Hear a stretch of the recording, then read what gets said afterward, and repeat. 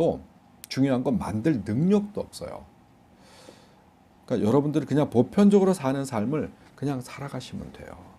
귀신에 대한 두려움을 일부러 가질 필요가 없어요. 근데 가끔, 아주 가끔 정말 찰나지간에 어떤 이 젊은 분들은 이렇게 얘기하면 좀 이해하실 거야. 차원의 균열 같은 게 생기는 것과 비슷해요. 차원의 균열 같은 게 어떠한 어떤 이 이유에 의해서 생깁니다.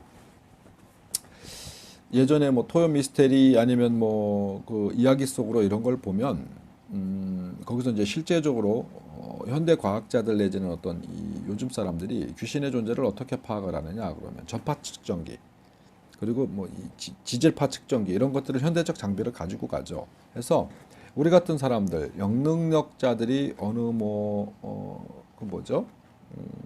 뭐야 그 뭐 폐가 뭐 흉가 이런 데를 뭐 방송국에서 이렇게 어디 집어갖고 가보잖아요. 가서 귀신의 형체를 확인한 것은 거의 대부분 다 맞춥니다. 가서 봤었을 때 여러 명이 따로따로 데리고 들어갔는데도 어느 위치를 거의 대부분 다 맞춰요. 그러면 그걸 현대적 장비를 갖고 와서 재봐요. 재보면 거기는 지질파 내지는 어떤 이런 지기들이 달라. 측정이 돼요. 전자파 측정기 뭐 이런 거, 뭐 그런 건가 봐. 가지고 가면 그쪽이 아주 불편해요. 그럼 거기서 어떤 그런 일들이 일어나. 그럼 그 곳이 귀신이 머무는 곳이 사람들한테는 불편한 곳인데 걔네들한테는 편한 곳이에요. 그래서 그쪽에 이렇게 머물게 되는 거예요.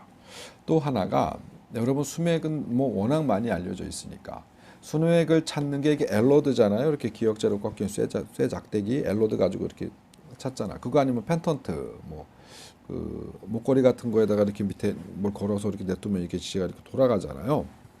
이런 걸로 잡는데 그것도 별거 아니에요. 그 기능으로 보면은 아주 미세한 전류나 이런 것들을 찾아내는 거예요. 아주 미세한 전류. 기운이 그렇게 쓰임새를 갖거든요. 그러니까 귀신의 존재 자체는 아주 미세한 음성적 전류 덩어리다라고 해도 특별하게 다르지 않아요. 물론 거기에는 다른 것들이 있죠. 학습되어 있는 어떤 이 기억이라는 게 존재하는 거예요. 일반적인 전류에는 그런 게 존재하지 않잖아요. 그러니까 그것을 정확하게 대비해서 설명을 하자면 좀 어려운데 그냥 대략 그렇게 두루 이해를 하셔도 그렇게 틀리지 않을 거예요.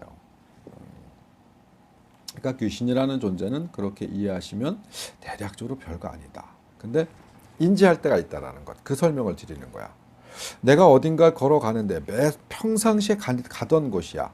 뭐 항상 왔다 갔다 하던 곳이고 아니면 출근하는 길이고 집에 가는 길이고. 근데 주로 아주 새벽녘이나 초저녁에 아주 늦은 시간도 아니야 또. 애매모호한 시간에 지나가는데 갑자기 뒷목이 쭉 빗으면서 머리가 막 쭉 올라올 때가 있어요. 그때는 실질적으로 어떤 좋지 않은 영적 기운, 그러니까 귀신이랄 수 있는 기운이 이렇게 또 매칭될 확률이 높아요. 그리고 매칭이라는 건 이런 어디서 뭐 주변에 있다, 근처에 있다라기보다 나를 정확하게 스쳐 지나갔을 확률이 높아요. 그 기운이. 그때 묘한 감정을 느낍니다. 아주 쭈뼛쓰고 막 온몸에 털이 다 막 이렇게 막 솟고 그러죠. 그런 확률이 높아. 그건 전파고 파장이라는 어떤 형태이기 때문에 우리 몸을 그대로 스쳐 통과할 수 있는 거예요. 그게 어떤 이 산염적 기운이 정말 강해가지고 물체를 움직이고 뭘 움직이고 할 수도 있어요. 할 수 있는데 그런 영적 존재를 만나는 확률 자체가 로또를 연속으로 한 5번 정도 맞을 확률이랑 비슷할걸? 벼락을 2번 정도 때려 맞고 멀쩡하게 살아났다가 지나가는 똥차에 바로 치여 죽는 그 정도 확률과 비슷할 거예요. 근데 문제는 그 확률임에도 불구하고 매칭이 되는 사람이 있다라는 거예요. 로또도 맞는 사람이 있잖아요. 근데 막 몇 번, 서너 번 이렇게 맞는 사람은 거의 없어도 아니다. 뭐그 정도 확률보다는 좀 낮겠다. 실제적으로 귀신이랑 매칭이 되는 경우들이 많이 있으니까 그런 거예요. 근데 그런 거 아닌 경우에 하나 더 있죠. 제가 다른 시간에 이야기했던 무당팔자인 사람들은요. 통신이 돼요. 그러니까 땡겨와요. 귀신이 와요. 그러니까 접신할 수 있는 기본적인 어떤 이 자격을 갖추었고 귀문은 아직 안 열려 있거나 뭐 조금 열려 있는 분들은 그 기운을 계속 타. 좀 좋지 않게 표현하면 마땅한 표현법이 없다 보니까 똥 냄새가 많이 나면 똥파리가 모이듯이. 아니다. 이거 좀 비유가 좀 그렇다. 바꿀게요. 잠깐만 여기 좀 보세요. 레드 선. 조금 전 건 잊어버리세요. 좀 비유가 그랬어. 향기 나는 곳에 벌나비가 날듯이 그 향기를 맡고 벌나비가 오듯이 무당팔자인 사람들은 어떤 이 영적 기운을 쓸 수 있는 어떤 이 수신체가 되는 몸을 타고나잖아요. 그래서 그들에게 땡겨와요. 그래서 주변에 많이 머물러요. 근데 그래서 좀 괴로움을 당하는 사람들이 있죠. 그러니까 보편적인 사람들도 살다 보면 어쩌다가 한 번씩 매칭되는 경우가 있어요.